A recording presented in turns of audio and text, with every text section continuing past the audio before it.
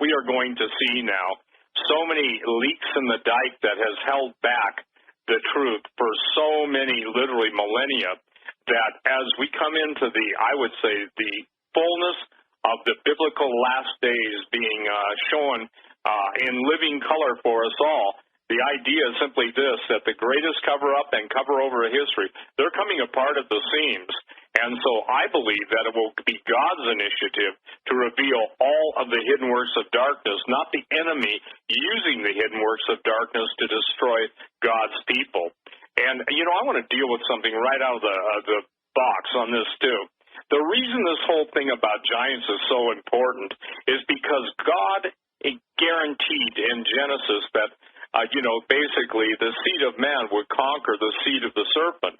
But yet the devil has been trying all he could in all the times and machinations and all the power that was afforded him as one of the most powerful, if you will, archangels. And actually he's more of an anointing cherub according to Ezekiel 28. But the point is that these things are coming to pass right before our eyes. And as we were basically, L.A. and I were together with Tim Alberino, all the people that went with us on the conference, we had Anselm P. Romblick give us a blow-by-blow account of the places we were at. Obviously one of the world's lead explorers who more than clued us in to the areas in Peru that are, interestingly enough, aligned up again with Orion, lined up, with Pleiades.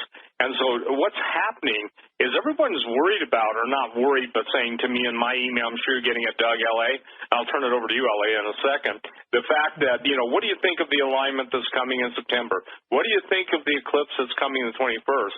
And I said, well, that's good, and, there are people that are smarter than I am on that stuff, but I'll say this, it will pale in comparison to what's coming up on the earth.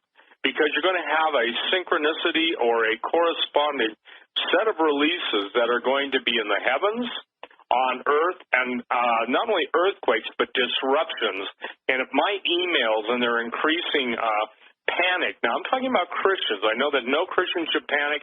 We're promised in the Word of God that basically, God will deliver us from our fear if we obviously surrender to Him.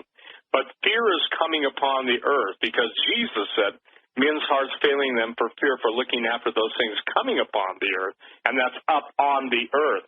So as the volcanoes rage and as the earthquakes, increase in intensity, and as the lies of history, which have been promulgated to this point, continue on and on and on, it becomes really apparent that we are in a different world now than we ever would have thought we've been, and everything is accelerating. So I'll turn it over to L.A., and L.A., when you're, tired or want a break, give it back to me. But let me ask you this: what's the credit, or forgive me, not what's the credit, but what's the area of your expertise now where you're concentrating your efforts, having just gotten back from Peru, having obviously going to be one of the keynote speakers, True Legends Conference, Branson, Missouri. So tell me, where are you at right now? Because we haven't talked, Doug. So since we both got back from Peru, I don't think we've talked. We've emailed a couple times. But go ahead, L.A. Well, Steve, first of all, happy birthday to you. And thank you. I think I'm a little older the last time I checked. I think like 6 months or a year or something. But, anyway, I just hope you had a great birthday. But, well, thank you. If I can weigh in here just for a second, it's amazing how the powers that be let stuff out, or somebody blows it and lets stuff out. And what I'm talking about, and I sent it over. It's in the chat, Doug, if you can, it's on my Skype thing. I sent it over to you guys. But it's a picture. It was found on Ynet a couple of days ago.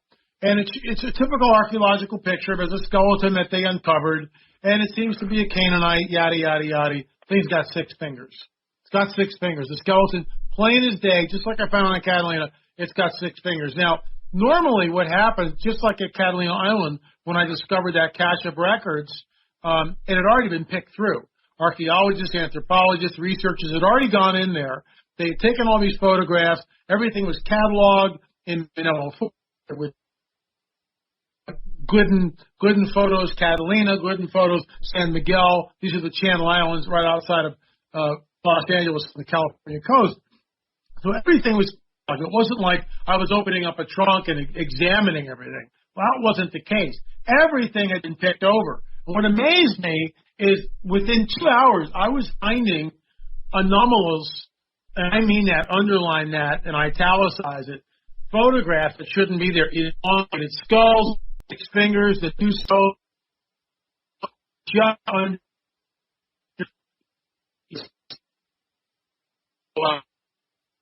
Boy, hey, Doug, he's really cutting out on every other word. On Catalina Island, what we discovered were anomalous photographs. We discovered 9-footers. We discovered elongated skulls. We discovered 6 fingers. All that's not supposed to be there. And all those photographs were hidden away, literally. Hidden away in museum boxes, never to see the light of day. When we published an Armature of the Nephilim 2, what has now gone viral, the Ralph Glidden photograph where he's standing in front of the giant, when we went back to the museum, it was redacted. In other words, cropped out of the picture. The picture was blown up, thrown up on the wall, and underneath the picture was a hit on Ralph Glidden. Came to me in real time, everyone, from halfway around the world. I'm going to be kind of cautious here because I got to tell you something funny. When we did, and LA, we're being watched, you and I, we're being watched by the people. You've probably been on the History Channel and A&E and some of the programs and stuff. But let me tell you this, we're being watched, and the minute we watch them, they, it's interesting because they're going to people like Tom Horn, Cliff Mahooty, the gentleman, the Zuni elder, and they're basically following in our footsteps, but they're going to try and put their spin on it, okay? And we all know what the spin is. It's the alien spin. Yeah. So, again, the idea, and I'll turn it right now to you, LA, the idea is, and this is a warning to those of you who are original researchers, be careful of phone calls that want referrals, because what they're doing is they're going to try and take the narrative away from us. Go ahead, LA. Well, absolutely. Our research down in Paracas with the DNA, which, by the way, is ongoing, and right now, and I don't mind saying this, but we've got about 31 samples at 2 different labs, and we've done extractions, we're looking for haplogroups, and those results will be forthcoming as soon as I get them. It'll be, we'll make a formal announcement and talk about it, and we might even do some peer-review papers, but interestingly enough, the same character you're talking about, Steve, also went out of his way to find a Darwinist who was also basically a geneticist who looked at our DNA work that we did down in Paracas and disparaged it. Well, Mondo Gonzalez, who's our head archaeologist down there, he's an American citizen, but we employed him, and he comes with us down to Peru. We did the extractions. And we have it all on film. We haven't released that film yet. It's all on film. We did the extractions to the T, exactly the way we're supposed to do it, as instructed by the Paleo DNA Lab, which is up in Canada.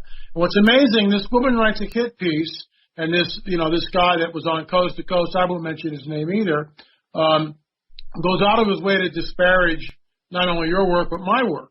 But no one ever contacted me, which of course is the biblical mandate. If you've got something against your brother, why not come to me and say, hey, LA, what about this DNA?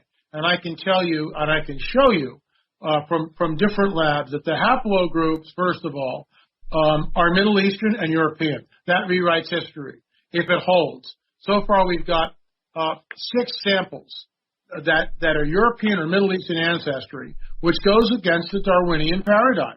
Now, of course, this woman is saying, oh, it's all contaminated. Oh, it's all contaminated. Well, that's easy to say from her point of view.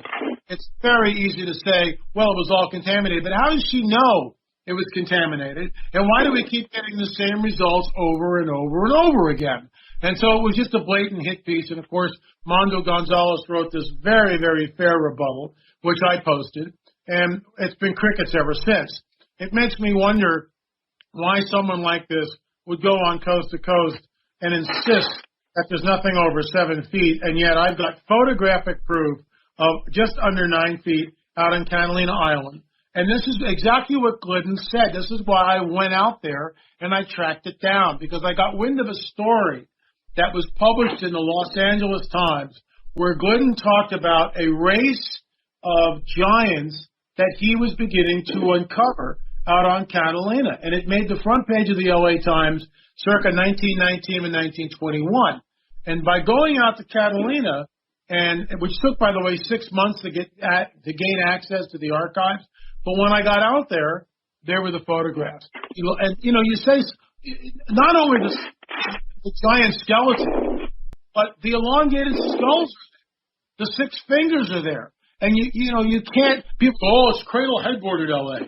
Look, and again, this one particular guy will tell us everything's cradle headboarded, nothing to see here. With all due respect, this gentleman, I use the term somewhat loosely, he has never handled one of these, to the best of my knowledge. I've handled multiple skulls, and not cast. I mean, the real deal. I've been to numerous museums. I've had access to these things. What we've discovered is the morphology, and I'll be talking about this, by the way, at Branson. This is part of what I'll be discussing at Branson, and that, folks, I think it's sold out or close to it. So live streaming is the thing to get at this point.